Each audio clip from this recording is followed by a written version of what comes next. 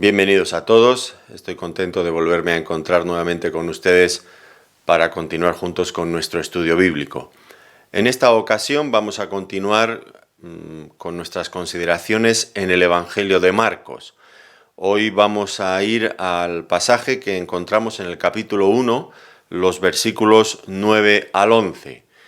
Mi Biblia titula El bautismo de Jesús, es realmente de esto de lo que vamos a estar tratando. Así que, si les parece, sin más dilación, vamos a leer juntos estos versículos que, como digo, están en el Evangelio de Marcos, en el capítulo 1, versículo 9. Dice así: Aconteció en aquellos días que Jesús vino de Nazaret de Galilea y fue bautizado por Juan en el Jordán.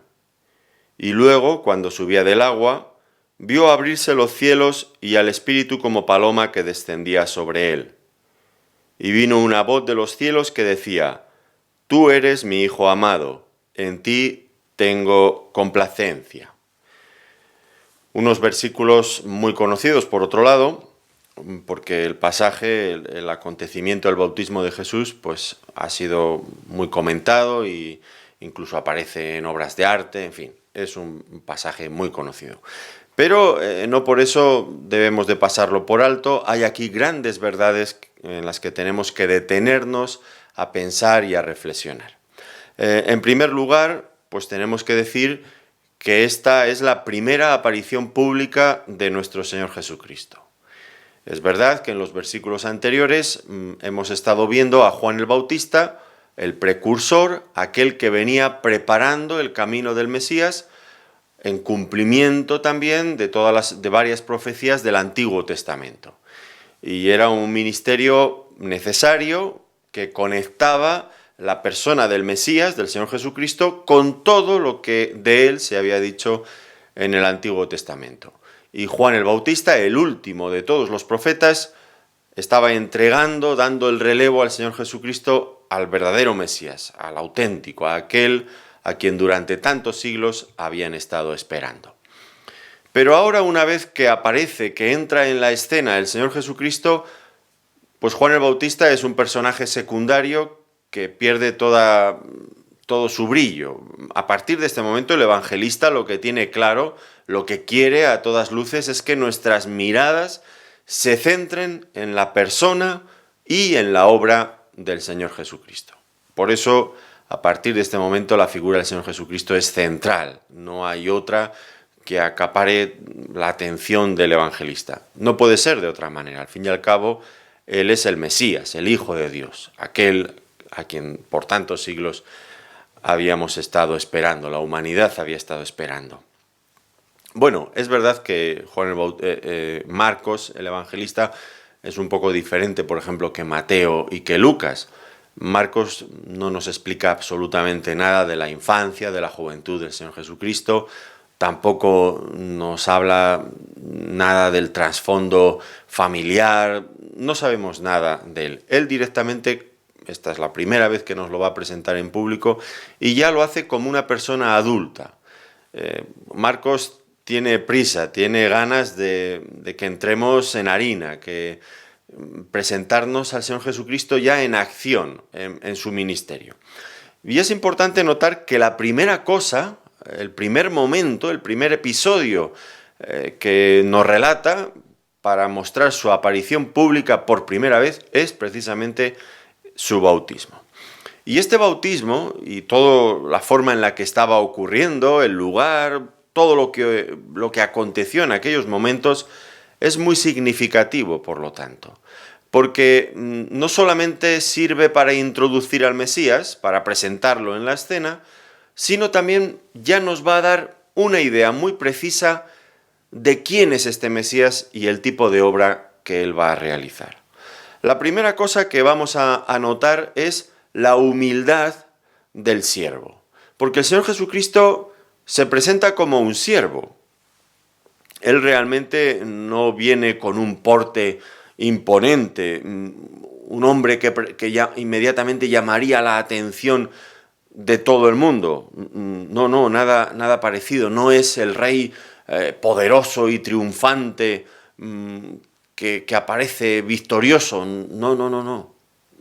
de la forma más sencilla, se presenta allí ante Juan el Bautista, que estaba ocupado en su ministerio bautizando a los pecadores, y el Señor Jesucristo llega como uno más y se presenta allí, con tanta humildad, con tanta sencillez.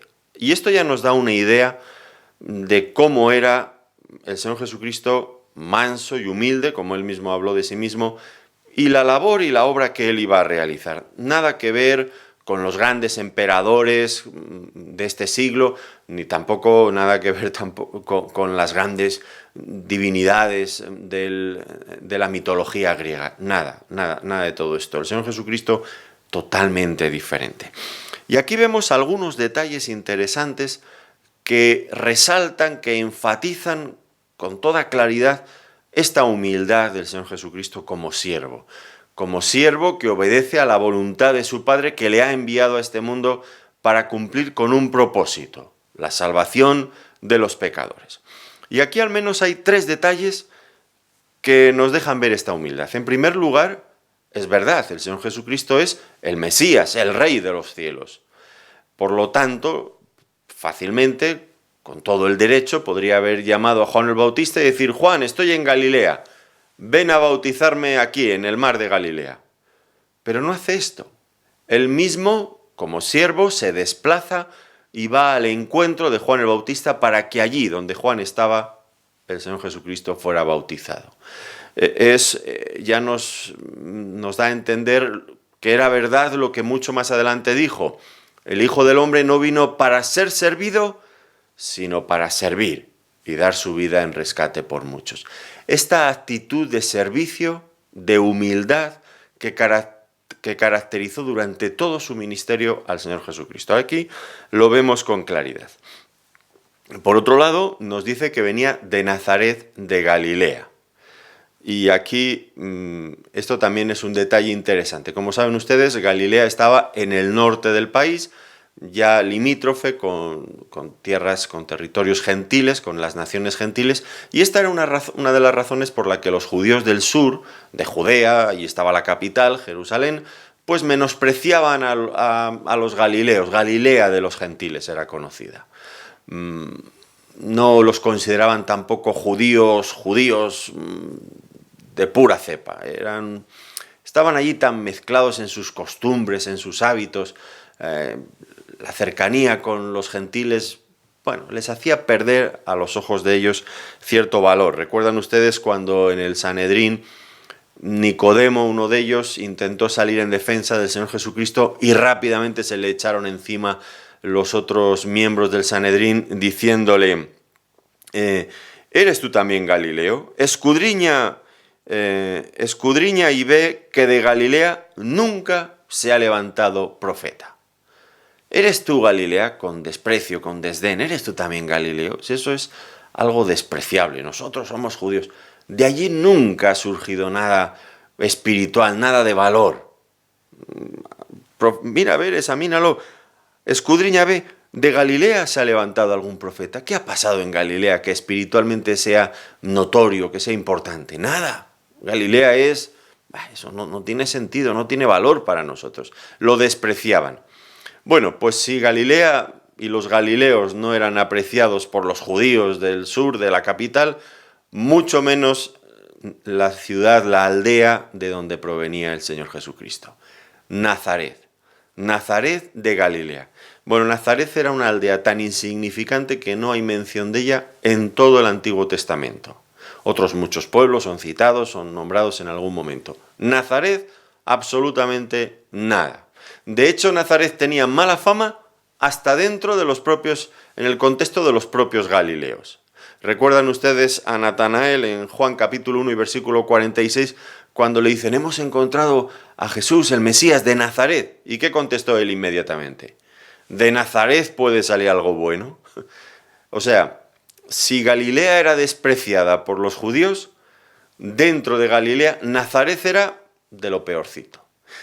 Y de allí, precisamente, vino nuestro Señor Jesucristo. Allí fue el lugar elegido por Él para pasar muchos de los años de su juventud y de su primera madurez. Allí era conocido como el carpintero de Nazaret. Y esto también nos muestra su humildad.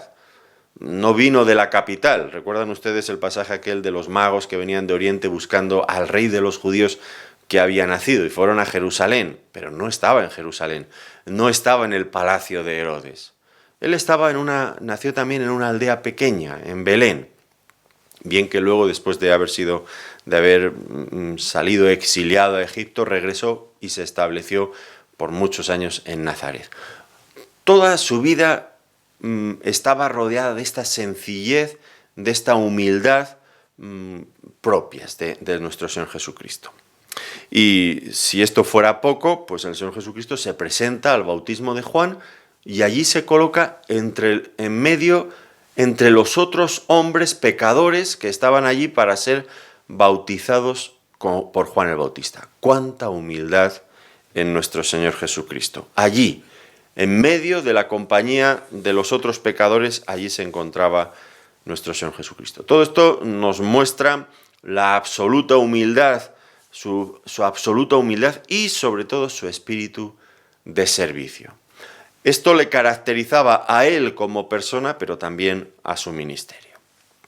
Bueno, ahora tenemos que preguntarnos entonces, ha surgido ya el hecho, ¿por qué Jesús fue a Juan el Bautista para ser bautizado por él? Al fin y al cabo ya hemos visto en las sesiones previas que aquel bautismo de Juan era un bautismo para arrepentimiento. Quienes iban allí eran personas pecadoras que tenían el deseo ferviente dentro de ellos mismos de cambiar. Querían prepararse espiritualmente para la venida del Mesías y por eso se bautizaban. Eran pecadores que manifestaban por medio del bautismo de Juan su arrepentimiento. Y aquí es entonces donde surge nuestra pregunta. Si este bautismo era para pecadores, ¿por qué el Señor Jesucristo estaba allí y se hizo bautizar por Juan? Bueno, es verdad que en un momento nos dice el evangelista Mateo en el capítulo 3 y versículo 14 que Juan el Bautista opuso cierta resistencia a bautizar al Señor Jesucristo porque dijo, yo necesitaría ser bautizado por ti y quieres que yo te bautice a ti. Era inapropiado, no le parecía muy coherente a Juan el Bautista, pero el Señor Jesucristo insistió y finalmente fue bautizado por él. ¿Pero por qué? ¿Era acaso pecador? Pues no, por supuesto que no era pecador, ni mucho menos. Era perfecto, en grado sumo, absoluto. No había nada en él, ninguna mancha, nada que ensombreciera su carácter, su persona.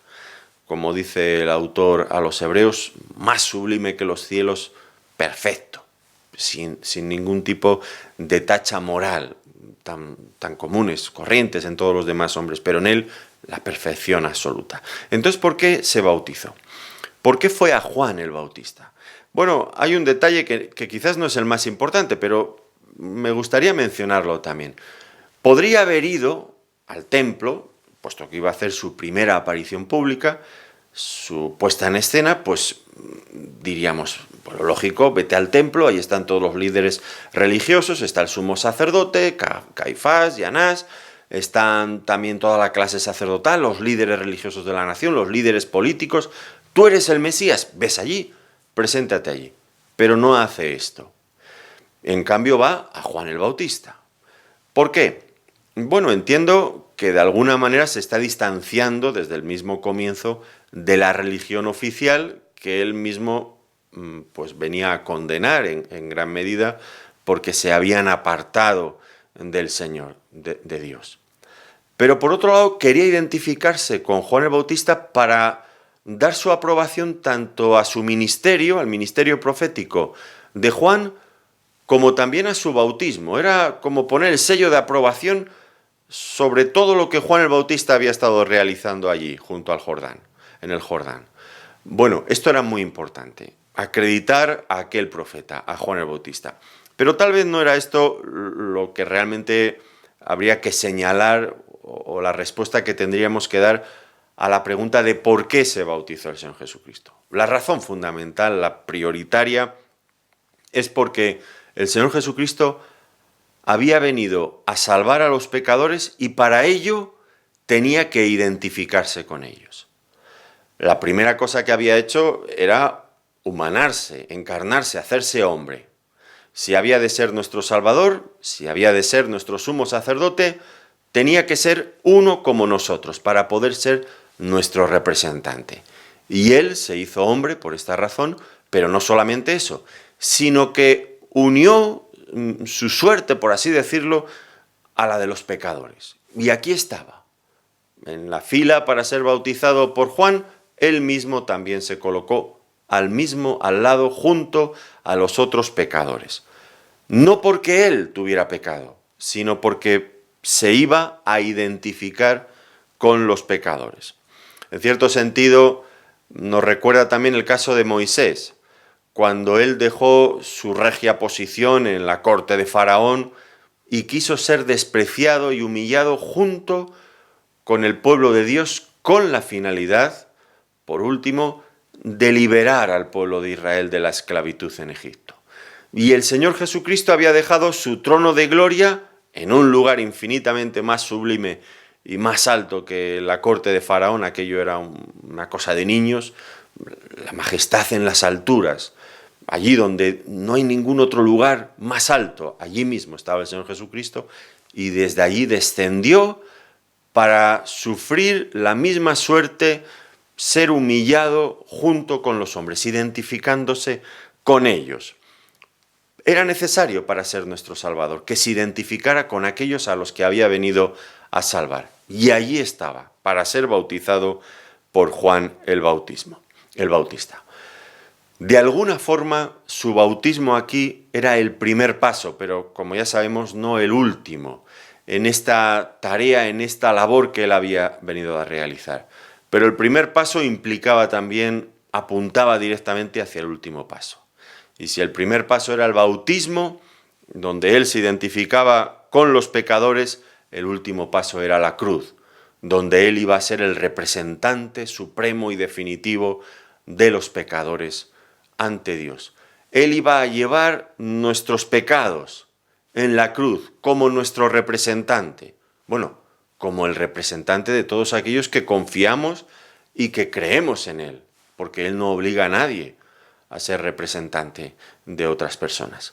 Pero en esto se estaba cumpliendo lo que siglos atrás había dicho el profeta Isaías en ese capítulo tan conocido, el capítulo 53 del profeta Isaías, y en el versículo 6, cuando dice: todos nosotros nos descarriamos como ovejas, cada cual se apartó por su camino, mas Jehová cargó en él el pecado de todos nosotros. Él iba a ser hecho ofrenda por el pecado, se iba a identificar y cargar sobre sí nuestra propia culpabilidad, nuestro pecado. Era nuestro representante y para eso se identificaba, era preciso, era necesario que se identificara con el ser humano. Ya digo, empezó haciéndolo en el bautismo, en su primera aparición pública, y terminó consumando su obra en la cruz, en su última aparición pública antes de la resurrección. Así que podríamos decir que el camino que empezaba en el bautismo terminaba en la cruz. Le daba sentido. Finalmente la cruz es lo que da sentido a todo lo demás. Bien, entonces esto en cuanto a por qué el Señor Jesucristo fue bautizado por Juan. Ahora, la siguiente cosa que vemos es que el Señor Jesucristo fue ungido por el Espíritu Santo. El Espíritu Santo que descendió sobre él como paloma. Bueno, aquí también tenemos que hacernos una pregunta. ¿Por qué el Señor Jesucristo tuvo que ser ungido por el Espíritu Santo? ¿Acaso no tenía el Espíritu Santo? Por supuesto que sí. La Escritura nos dice en Lucas, en el capítulo 1 y el versículo 15, que Juan el Bautista, su precursor, había sido lleno del Espíritu Santo desde el vientre, desde que estaba en el vientre de su madre. ¿Cuánto más entonces nuestro glorioso Señor Jesucristo, que había sido engendrado por obra del Espíritu Santo en el seno de una virgen, de María? Pues desde luego que tenía el Espíritu Santo, había sido engendrado por el Espíritu Santo, su vida estaba llena, en perfecta armonía con el Espíritu Santo. Entonces, ¿por qué tiene que descender en este momento el Espíritu Santo sobre él. Bueno, la razón es que el Espíritu Santo vino para ungirle. Esto es lo que más adelante, la interpretación que el apóstol Pedro dio cuando él estaba predicando en casa de Cornelio, el centurión romano, en Cesarea, en el capítulo 10 de los Hechos de los Apóstoles. Dice allí los versículos 37 y 38, «Vosotros sabéis», les dice Pedro, «lo que se divulgó por toda Judea, comenzando desde Galilea, desde el bautismo que predicó Juan, cómo Dios ungió», esta es la palabra, «cómo Dios ungió con el Espíritu Santo y con poder a Jesús de Nazaret, y cómo éste anduvo haciendo bienes y sanando a todos los oprimidos por el diablo, porque Dios estaba con él». Dios le ungió con el Espíritu Santo, y a partir de este momento él había comenzado su labor, su misión como el Mesías. Esto es realmente lo que significaba ser ungido por el Mesías. Para esto hay que remontarnos un poco al Antiguo Testamento y recordar que allí tanto los reyes como los sacerdotes eran ungidos, y en ocasiones también los profetas, eran ungidos con aceite antes de comenzar su ministerio, un ministerio público. Por ejemplo, el sacerdote para ser sacerdote, el sumo sacerdote para ejercer como sumo sacerdote, o el rey para ser rey. Entonces, antes de eso eran ungidos con aceite, que sabemos que en la Biblia pues esto es un símbolo en muchos casos del Espíritu Santo. Somos ungidos en el Nuevo Testamento, dice Pablo a los Corintios, con el Espíritu Santo, los creyentes. Bueno, pero nuestro Señor Jesucristo fue ungido con el Espíritu Santo. Esto quiere decir que en este momento se marcaba el punto de inicio de su ministerio público. A partir de aquí, él era, digamos que como designado, coronado, como rey, como Mesías, para comenzar a ejercer como tal. Era el punto de arranque, el comienzo de su ministerio. Por lo tanto, el Espíritu Santo descendió sobre él con esta finalidad, para marcar el comienzo de su ministerio público, como Mesías, como el siervo del Señor.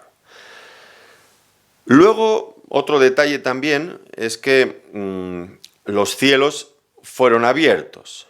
Y este es un detalle curioso, los cielos fueron abiertos.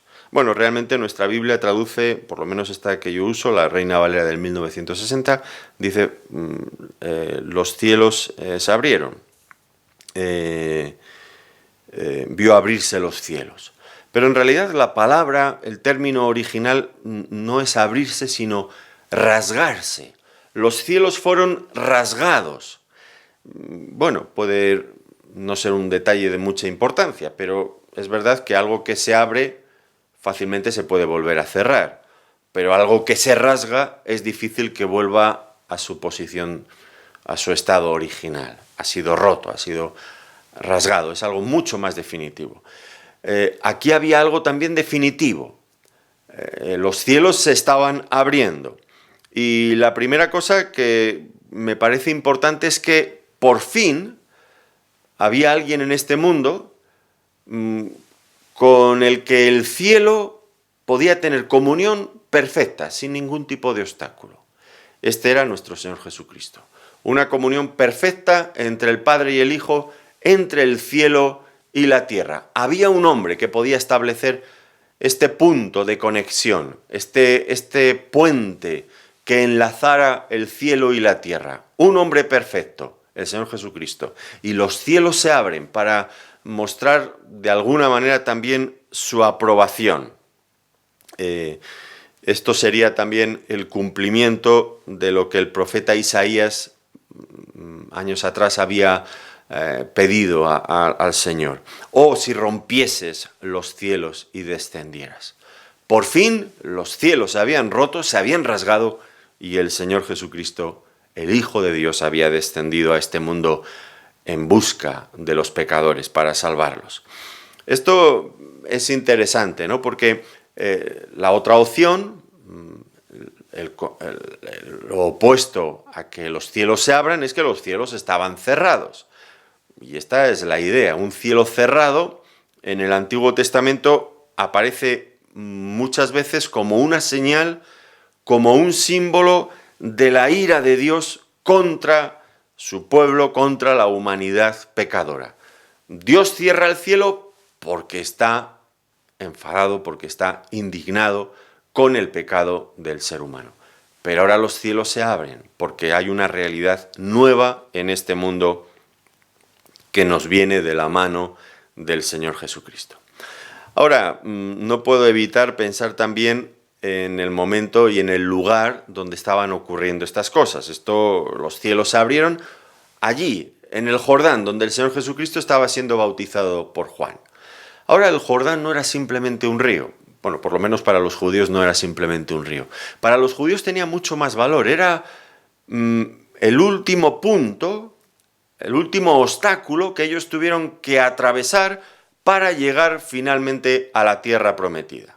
Recuerden que cuando Israel venía de Egipto, atravesando todo el desierto por 40 años, finalmente para poder entrar a la tierra prometida tenían que cruzar el Jordán. ¿Y qué ocurrió entonces? Pues esto es precisamente la historia que encontramos en Josué, en el capítulo 3, a partir del versículo 7. Allí veríamos que aunque el Jordán en aquel tiempo era el tiempo en que sus aguas se desbordaban por todos los márgenes, pues Dios intervino de una forma milagrosa para abrir el Jordán y que el pueblo pudiera entrar a la tierra prometida. Ahora aquí lo que se abre no es el río Jordán, sino lo que se abre son los cielos.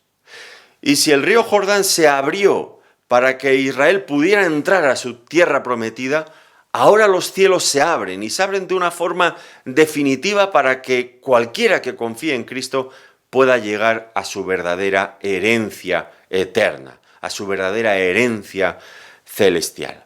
Sí que es verdad, es un contraste, pero nuevamente algo se estaba abriendo.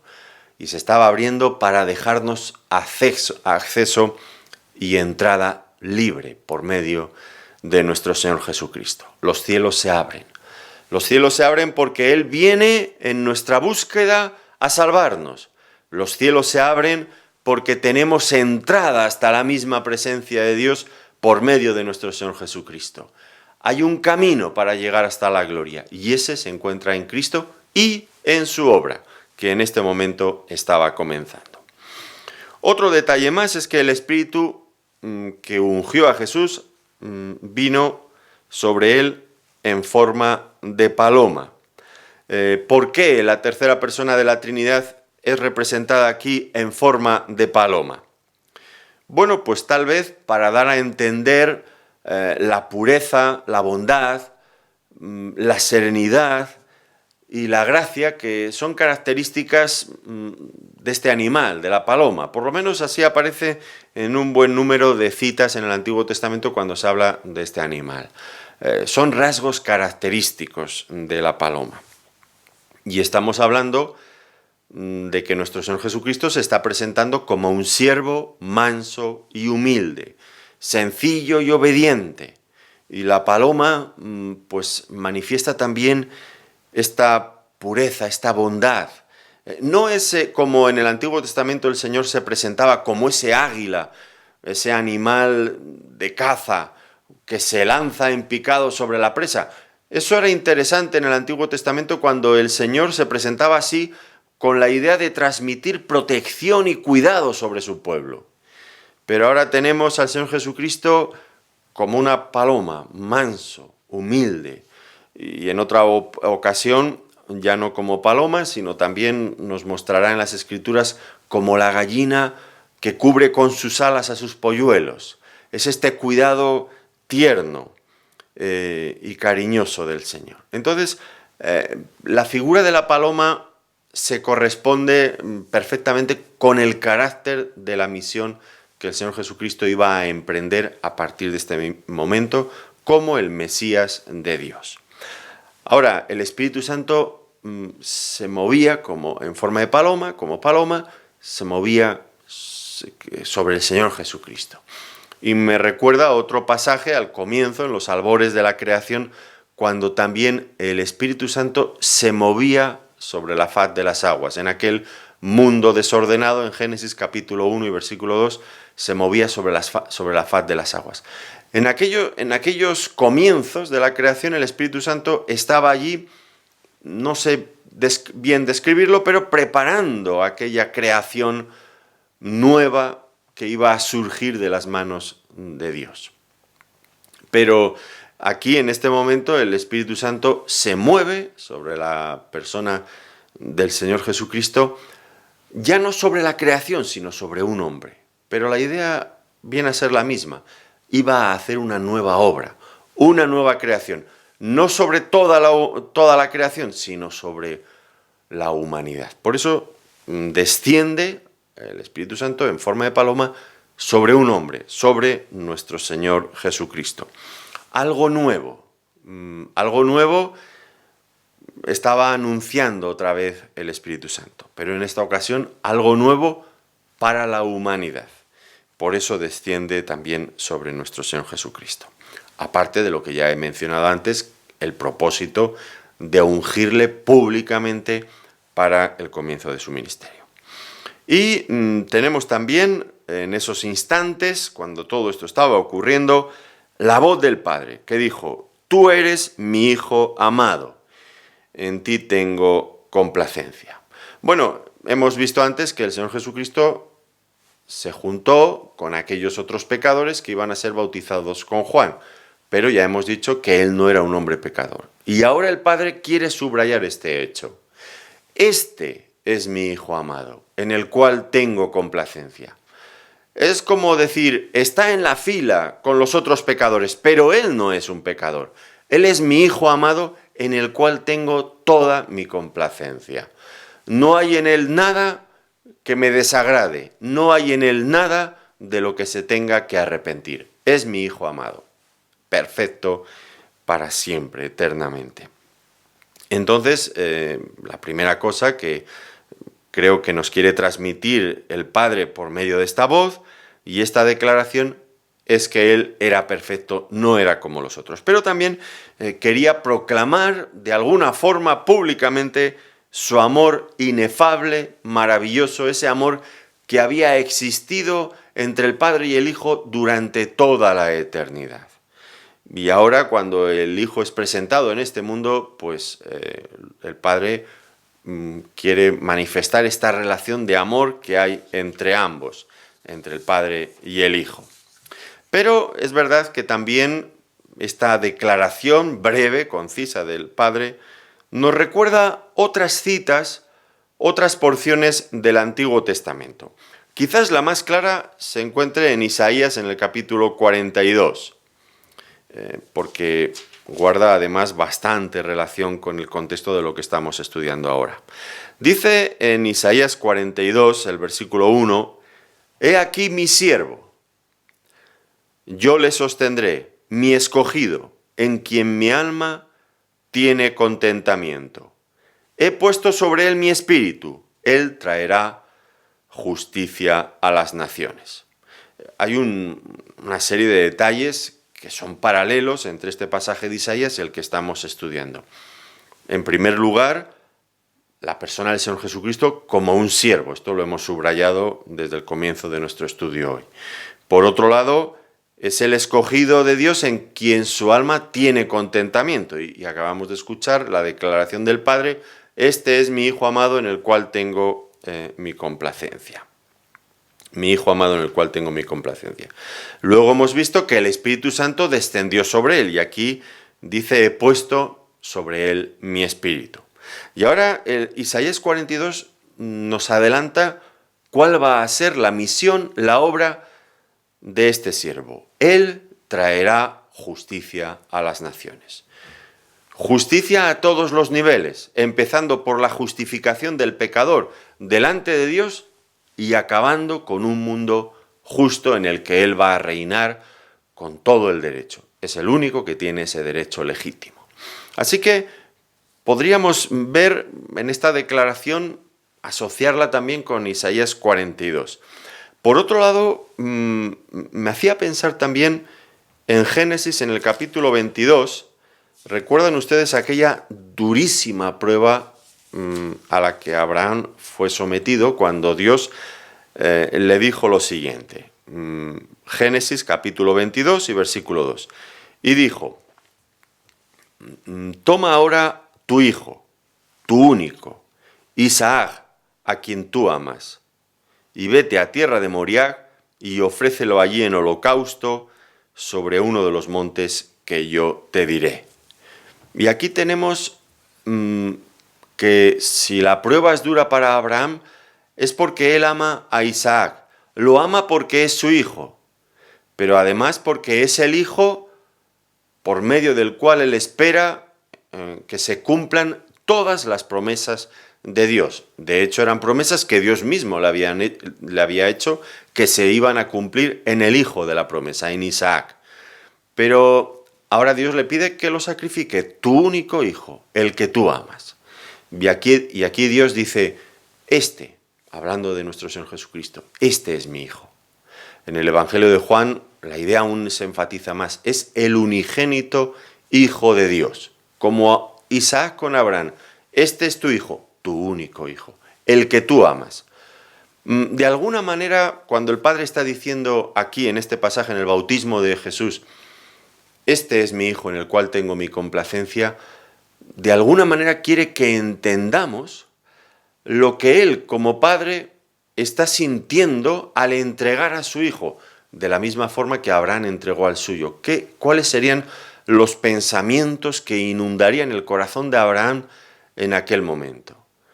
Usted y yo, que somos hombres, que somos seres humanos, podemos entender algo de esto. Máxime si tenemos hijos. Nos podemos imaginar qué significaría entregar a uno de nuestros propios hijos, porque Dios nos lo pidiera. Pues Dios quiere que nos adentremos un poco, nunca lo suficiente, porque lo que Dios sintió al entregar a su propio hijo trasciende, excede por mucho todo lo que nosotros podamos imaginar o sentir. Pero quiere de alguna manera que nos acerquemos a su sufrimiento, a lo que el Padre, el dolor de alguna manera que él estaba sintiendo al entregar su hijo. Porque es verdad, aquí estaba en el bautismo, pero ya he dicho, el bautismo era el comienzo de la identificación del Señor Jesucristo con la raza pecadora. Pero ese camino conducía a la cruz y él ya lo estaba viendo en perspectiva. Él sabía perfectamente dónde acababa, lo estaba viendo con total claridad.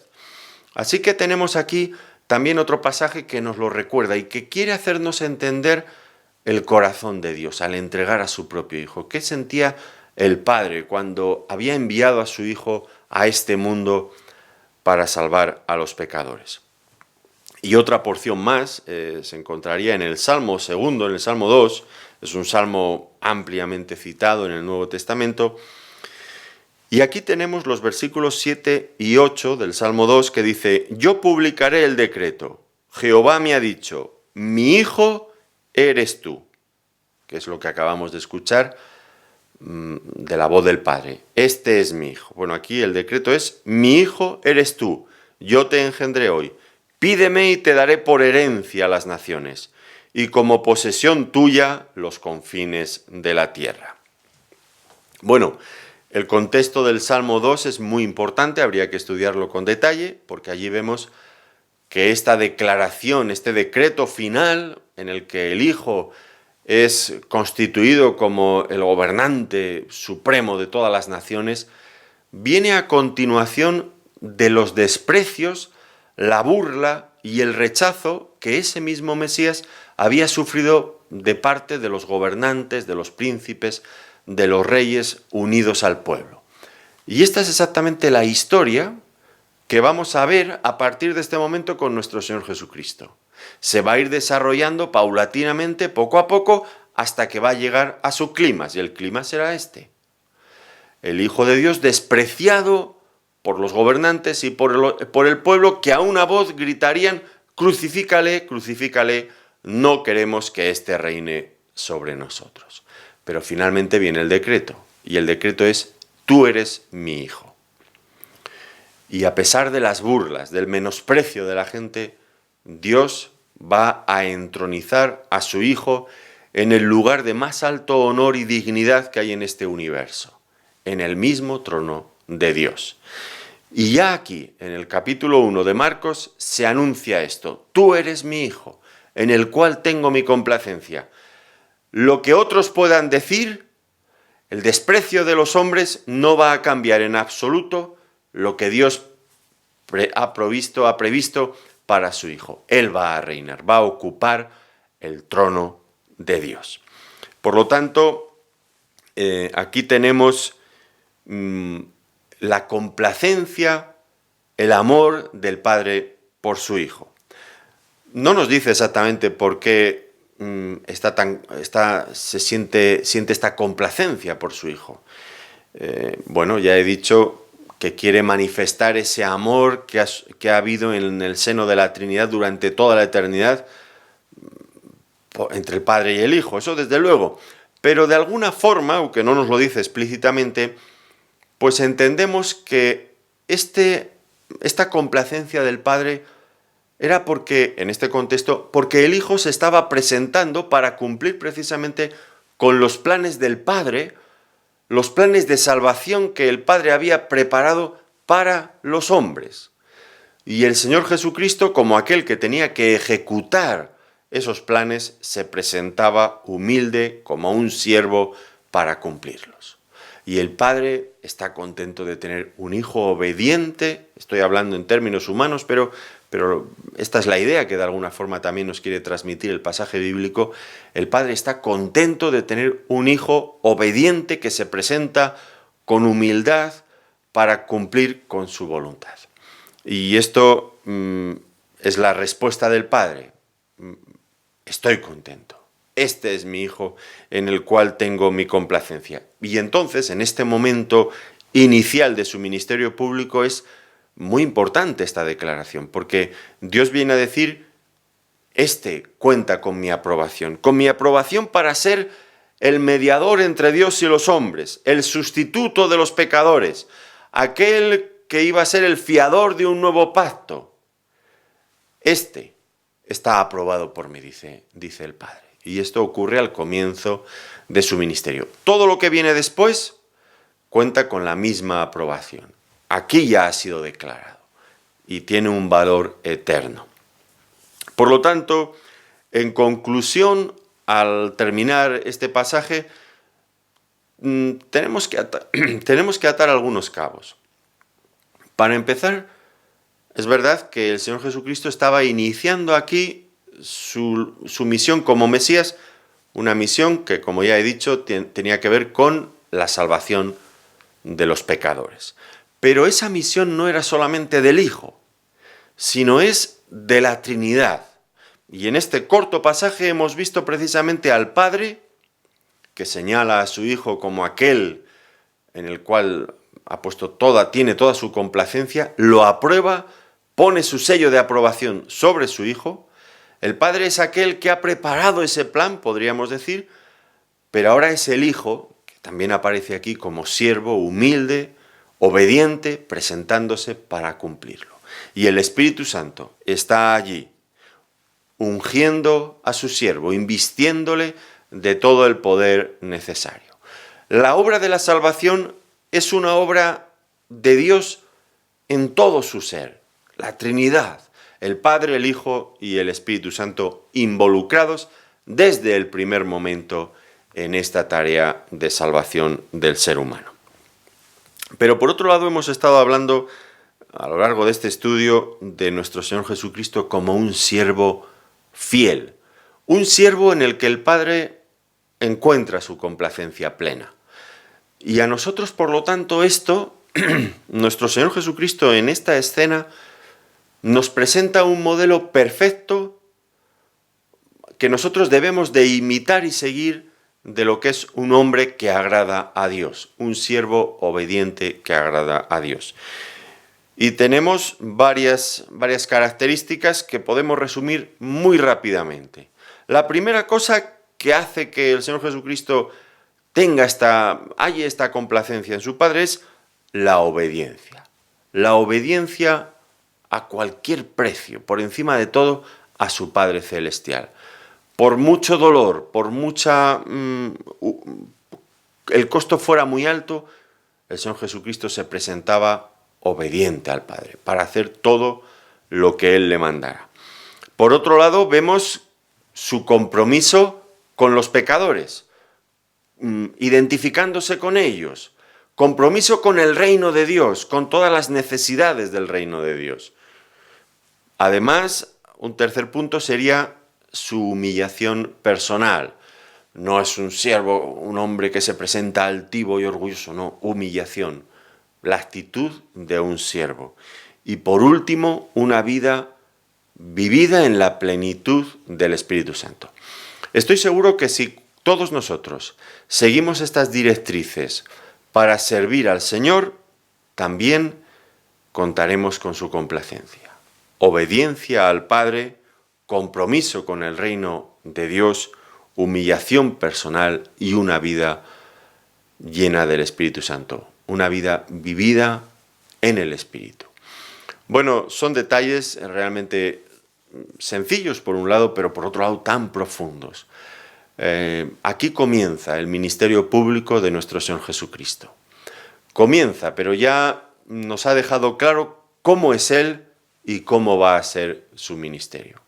Y realmente al terminar este estudio, tengo que decirles, quiero expresar una vez más mi admiración por nuestro Señor Jesucristo y por todo lo que Él hacía.